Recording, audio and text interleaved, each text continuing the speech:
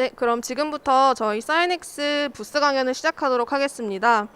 저희 키메스 부스에서는 올해 그 사이넥스 컨설턴트 분들의 부스 강연과 더불어서 온라인 해외 제조사 쇼케이스도 진행 중인데요. 각각 유튜브와 줌으로도 확인하실 수 있습니다.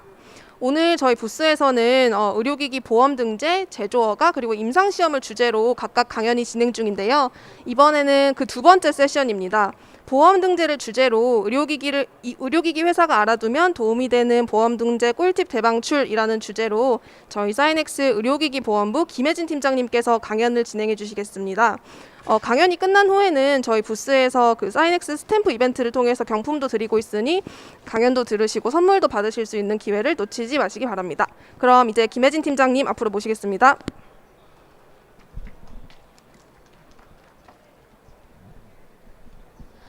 네, 안녕하십니까. 오늘 의료기기 회사가 알아두면 도움되는 보험 등재 꿀팁을 대방출할 사이넥스 의료기기 보험부 김혜진입니다. 먼저 여러모로 좀 어려운 시기에도 저희 회사에 관심 가져주시고 또 오늘 부스에 참석해주신 여러분들께 감사의 말씀드리고요. 지금부터 발표를 좀 시작하겠습니다. 오늘 준비한 꿀팁은 총 4개인데요. 그동안 제가 건강보험 이제 등재 업무를 담당하면서 많은 고객님들부터 들었던 질문들 그리고 많은 회사들의 고민을 조금 정리를 해봤습니다. 첫 번째 꿀팁은 가장 중요하지만 많이 어려워하시는 그 별도 산정 치료재료 그리고 별도 산정 불가 치료재료를 구분하는 방법입니다. 상담을 하다 보면 고객분들께서 좀 이런 질문을 많이 주십니다. 인공지능을 이용한 진단보조 소프트웨어입니다. 별도 산정이 가능할까요? 기존에 사용하고 있던 재사용 의료기기를 일회용으로 저희 회사가 개발을 했습니다. 이 제품 별도 산정 가능할까요? 그리고 별도 산정 보험 코드 없이도 제품을 판매할 수 있을까요? 라는 질문을 많이 주시는데요. 다음 슬라이드부터 이 질문에 대한 답을 한번 찾아보도록 하겠습니다. 별도 산정에 대해서 이해하시기 전에는 먼저 요양급여 체계에 대한 이해가 좀 필요하신데요. 건강보험에서의 요양급여는 보시는 것처럼 약제, 행위, 치료재료 이 3가지로 구분이 되어 있습니다. 그래서 약제는 이제 저희가 이제 통상적으로 사용하는 약이기 때문에 오늘 발표에서는 좀 제외를 하도록 하고요. 먼저 행위 같은 경우에는 이 그림처럼 의료진이 환자에게 적용하는 의료 서비스에 대한 비용입니다. 그래서 그 비용 안에는 의사의 의료 서비스가 포함이 되어 있을 것이고요. 그리고 진료에 사용되는 그런 장비나 인력에 대한 인건비, 그리고 루틴하게 사용되는 그런 소모품들이 일부 재료가 지금 행위료에 포함이 되어 있고 또 이 의료 행위의 난이도에 따라서 이 상대가치 점수로서 최종 행위료가 책정이 되게 됩니다. 그래서 여기에 중요한 부분은 지금 이 행위에 빨간색으로 표시되어 있는 것처럼 일부 재료비가 여기에 포함되어 있는 건데요. 과거에 이제 심평원에서 발표한 자료에 따르면 수액 세트나 뭐 주사기 그리고 뭐 반창고처럼 개별 가격을 좀 매기기가 애매하고 가격이 낮거나 또는 그런 행위에 루틴하게 사용되는 것들은 별도의 금액으로 책정하기가 어려워서 그런 부분들을 이제 행위료에 많이 포함을 시켰습니다. 그래서 일부가 좀 별도 산정이 된 것이 지금 이제 2021년은 좀 있지만 기본적인 컨셉은 이렇다고 이해를 해주시면 되고요. 반면에 치료재료로서 별도로 인정되는 것들도 따로 있습니다. 그런 것들은 위에서 말씀드린 것처럼 이제 행위료의 가격을 녹일 수 있는 것들이 아니고 이거를 사용하고 안 하고 진료의 질에 굉장히 큰 영향이 있다거나 전체 행위료에 비해서 재료의 가격이 굉장히 고가여서 반드시 별도로 산정해야지만이 사용할 수 있는 치료재료들이 이제 여기에 해당될 수 있겠는데요. 보시는 것처럼 뭐 관상동맥 스텐트나 뭐 인공와우, 뭐 뇌동맥류 코일처럼 이제 금액이 굉장히 고가이고 뭐 진료의 질에 굉장히 영향을 많이 미칠 수 있는 것들이 여기 별도 산정에 해당된다고 보시면 됩니다. 그럼 이제 이렇게 뭐 별도 산정 되는 거 안 되는 거 좀 어떻게 구별하는지 좀 어려우실 것 같은데요. 건강보험 행위 급여, 비급여 목록표를 보시면 먼저 왼쪽에 행위 리스트를 쭉 보실 수가 있습니다. 그래서 행위 리스트의 경우에는 행위 코드와 상대가치 점수가 별도로 고시가 되어 있고 이 행위는 어떤 회사의 제품을 사용하느냐, 어떤 의사가 시행하느냐와 상관없이 이 행위를 사용하는 곳에서 요양기관에서 모두 사용하실 수 있는 코드입니다. 반면에 치료재료 같은 경우에는 각 제품별, 수입업소나 제조업소별 별도의 코드가 있고 여기에 상한 금액이 별도로 책정이 되어 있기 때문에 이 리스트에 공개되어 있는 재료들만이 별도 산정이 가능하다라고 생각하시면 됩니다. 그래서 보통의 행위료 같은 경우에는 이제 환자한테 청구하는 금액이고 여기 엑셀에 기재되어 있는 치료재료만이 환자한테 별도로 청구할 수 있는 치료재료 금액이라고 생각하시면 됩니다. 그래서 여기 리스트에 없는 것들을 내가 병원에 10,000원에 팔든 20,000원에 팔든 환자한테 청구하실 수가 없는 거예요. 그래서 그 근거를 조금 더 살펴보면 우선은 별도 산정 치료 재료에 대해서는 별도의 규정이 없습니다. 저희가 지금까지 통상적으로 허가를 받은 의료기기들 중에서 보건복지부 장관이 별도로 인정한 소모성 재료가 별도 산정에 해당할 수 있는 것이고요.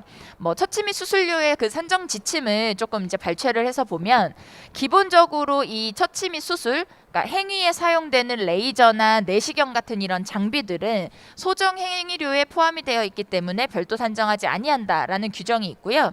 그 밑에 11항에서 그 별도 산정하지 않지만 다음에 열거한 치료 재료만을 별도로 산정할 수 있어 하는 이 규정이 있습니다. 그래서 이 규정에 따라서 별도 산정이 된다고 생각을 하시면 되고요. 기본적인 대원칙은 모든 치료 재료는 행위료에 포함이 되어 있고 그중에 일부만 별도 산정하고 있는 거라고 이해를 해주시면 되겠습니다. 그럼 앞서서 말씀드렸었던 질문인데요. 인공지능을 이용한 진단 보조 소프트웨어는 그럼 별도 산정이 되는 걸까요? 정답은 노입니다. 왜냐하면 인공지능을 이용한 진단보조 소프트웨어는 말씀드린 것처럼 소모성 재료가 아니라 진료 장비나 컴퓨터 시스템에 해당되는 금액이기 때문에 당연히 별도 산정이 가능한 재료는 아니게 됩니다.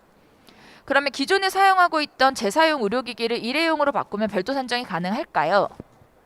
정답은 예스이기도 하고 노이기도 합니다. 모든 일회용 치료 재료가 다 별도 산정이 되는 건 아니기 때문에 기존에 사용하고 있는 재사용 가능한 의료기기를 일회용으로 개발했다고 해서 100%다 별도 산정이 되는 건 아니지만 일회용을 했을 때 그런 유용성이라든지 안전성 그리고 환자의 베네핏을 충분히 인정을 한다면 별도 산정이 될 수도 있습니다. 그래서 이거는 각 제품의 특징에 따라서 달라진다고 생각을 하시면 되고요. 별도 산정 보험 코드 없이도 제품은 판매할 수 있지만 청구는 불가능합니다. 앞에 말씀드렸던 거대로 엑셀에서 별도의 리스트를 하고 있는 제품만이 별도 산정 치료 재료로 환자한테 청구를 할 수가 있는 것이고 그러한 코드가 없는 제품들은 판매는 당연히 할 수 있지만 환자한테 청구를 할 수 없는 제품에 해당하게 됩니다. 두 번째 팁입니다. 제일 중요한 것이겠죠. 경쟁사보다 높은 금액으로 보험 등재하기. 아마 많은 분들이 이런 목표로 제품을 좀 개발하실 것 같은데요. 먼저 심평원에서는 이 치료재료 가격을 결정을 하는 이 결정 및 조정 기준이라는 테이블을 운영을 하고 있습니다. 그래서 첫 번째로 중요하게 보셔야 되는 거는 내가 개발한 치료 재료가 기존에 동일한 목적으로 등재된 재료가 있느냐 없느냐입니다. 위에 보시면 기존에 등재된 재료들 중에서 내 제품과 동일한 사용 목적이 있다면 기등재로 구분이 되는 것이고요. 그럼에도 불구하고 내가 기등재된 제품보다 기능이 개선되었다. 기능이 개선됨을 우리가 객관적으로 입증할 수 있을 경우에는 이렇게 상한 금액의 10%에서 100%를 가산을 받을 수 있습니다. 그러니까 100% 가산이라는 거는 2배를 의미하는 것이고요. 만약에 내가 기존에 개발한 이 의료기기가 기존에 등재된 동일 목적의 재료가 없다라고 할 경우에는 미등재 트랙으로 보시면 되고요. 이 경우에는 기존에 비교할 만한 제품의 금액이 없기 때문에 우리가 제조하는 제품의 원가나 아니면 수입하는 제품의 수입 원가 등을 고려해서 가격이 책정될 수 있습니다. 그래서 기등재 제품에서 개선됨을 확인을 해서 기존의 가산을 받는 것을 저희는 가치평가라고 이야기를 하고 있고요. 아래 미등재된 제품은 저희가 이제 가격을 새롭게 만들어야 되기 때문에 금액도 새로운 금액이 생성이 될 수 있다라고 생각을 하시면 됩니다. 그럼 도대체 가치평가가 뭘까요? 가치평가는 우선은 우리가 개발한 이 신청 품목이 기존에 등재된 품목에 비해서 그러니까 기등재 제품이 무조건 있어야 되고요. 기등재된 제품에 비해서 임상적 유용성이라든지 비용 효과성을 우리가 객관적인 입증 자료를 통해서 입증을 했을 때 기등재 품목 범위에서 가격이 플러스되는 절차를 이야기합니다.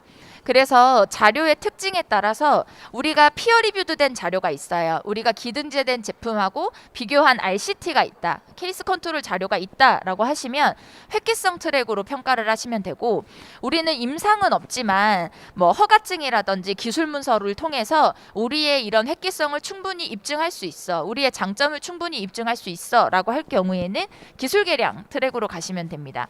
그러면 당연히 임상이 없어도 할 수 있는 이 트랙이 좋을 것 같으신데요.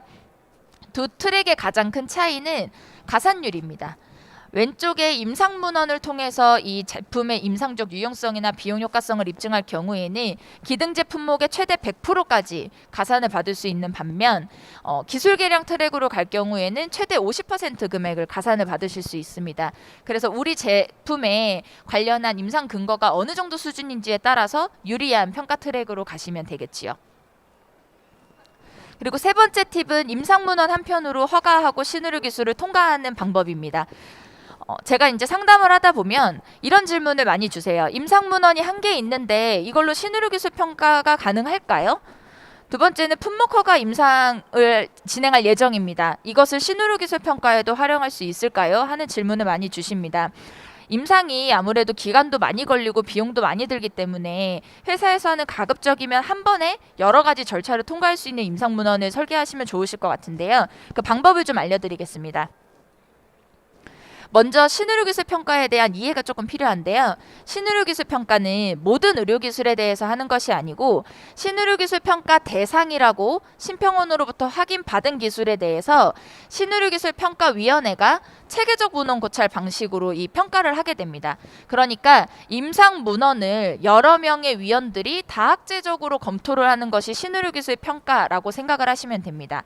그렇다면 어떻게 해야지 한편으로 통과할 수 있는지 제가 사례를 조금 조사를 해봤는데요. 먼저 체외진단 유전자 검사 분야에서 임상문헌 없이도 신의료기술 평가가 통과됐었던 사례가 있었습니다. 그러니까 이제 피어 리뷰도 된 퍼블리시된 임상문헌이 아니고 식약처 허가를 위해서 시행했었던 임상으로 신의료기술 평가를 통과했던 사례인데요. 지카 바이러스 검사가 이제 거기에 해당됐습니다. 그러니까 이제 원칙적으로는 임상 문헌이 없어도 신의료기술 평가를 할 수 있다라는 이제 근거가 될 것 같고요. 두 번째 사례는 임상 문헌 3편 이하로 신의료기술 평가가 인정된 건입니다. 보통 이제 고객분들께서는 신의료기술 평가하는데 뭐 10편, 20편의 임상이 있어야 된다고 생각하시지만 실제로 7건의 체외진단 검사 기술이 임상 문헌 3편 이하로 안전성과 유효성을 입증받은 사례가 있습니다. 반면에 임상 문헌 수는 굉장히 많이 있지만 신의료기술 평가를 탈락한 경우도 있습니다. 10건의 검사들이 임상 문헌이 10편 이상이 있음에도 불구하고 그 유효한 결과나 일관된 결과를 확인하지 못해서 신의료기술 평가를 탈락한 사례가 있습니다. 그럼 도대체 임상을 어떻게 설계해야 어떤 거는 하나로도 통과가 되고 어떤 거는 10개로도 통과가 안 되는데 저희는 어떻게 해야 될까요? 먼저 문헌의 설계가 굉장히 중요합니다.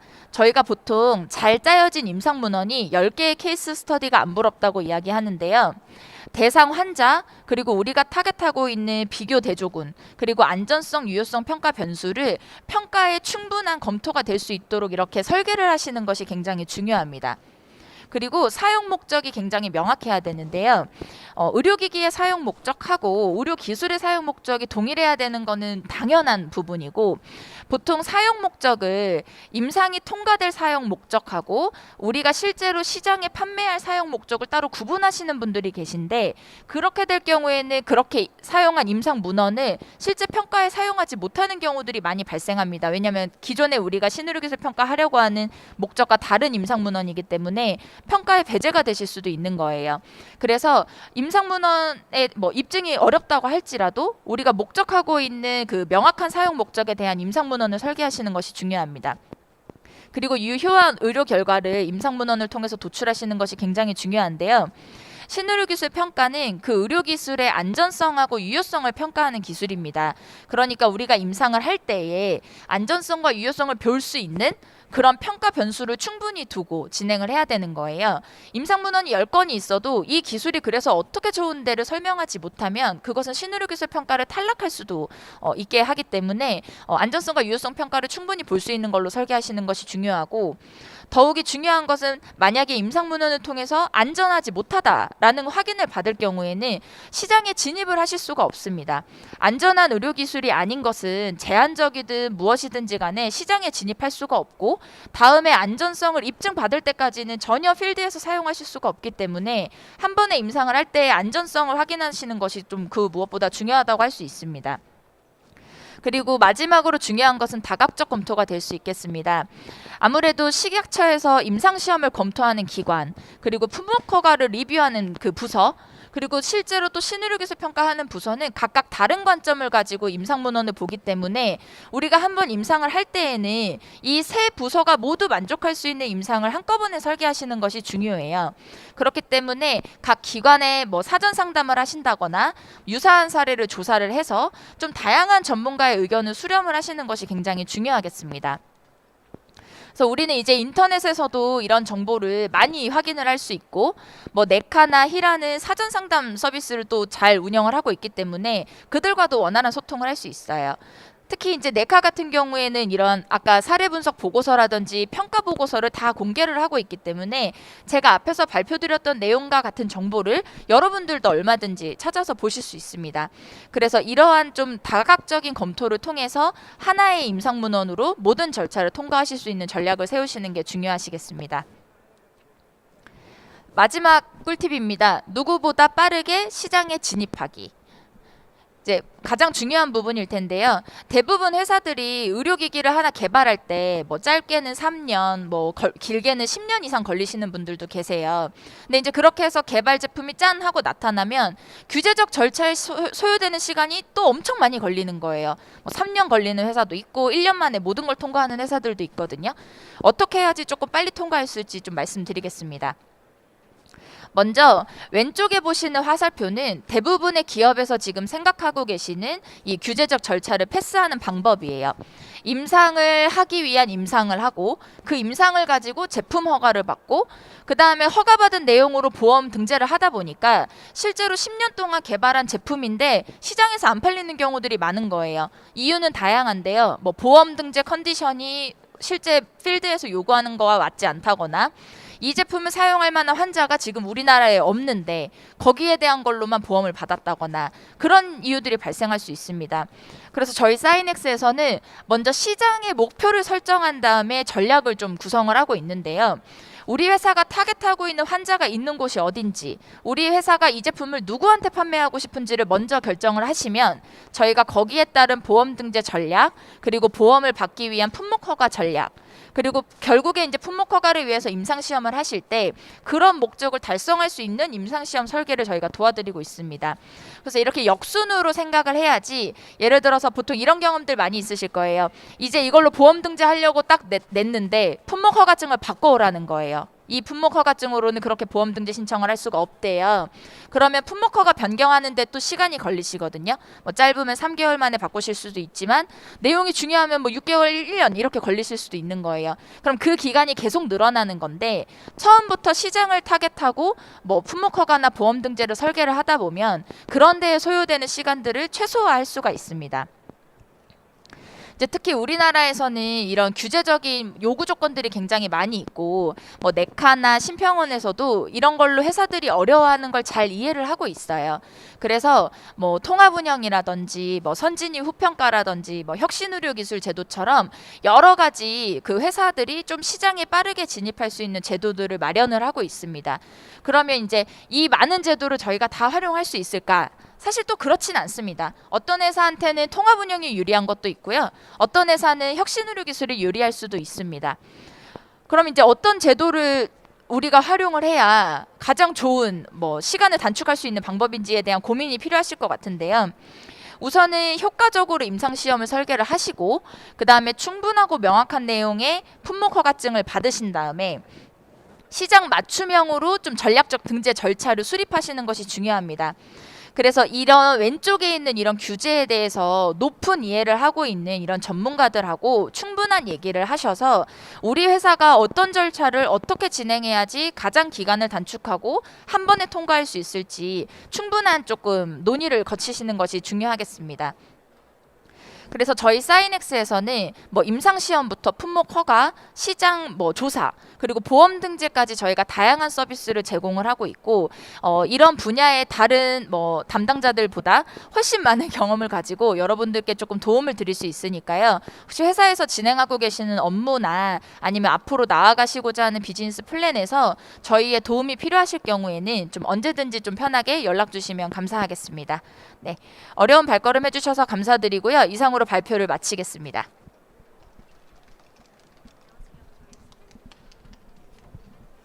네, 저희 강연에 함께 해주셔서 감사하고요. 다음 강연은 저희 3시부터 혁신의료기기 관련돼서 시장 진입 패스웨이에 대해서 강연이 시작될 예정이니 관심 있으신 분들은 3시에 다시 저희 부스로 찾아주시길 부탁드리겠습니다. 더불어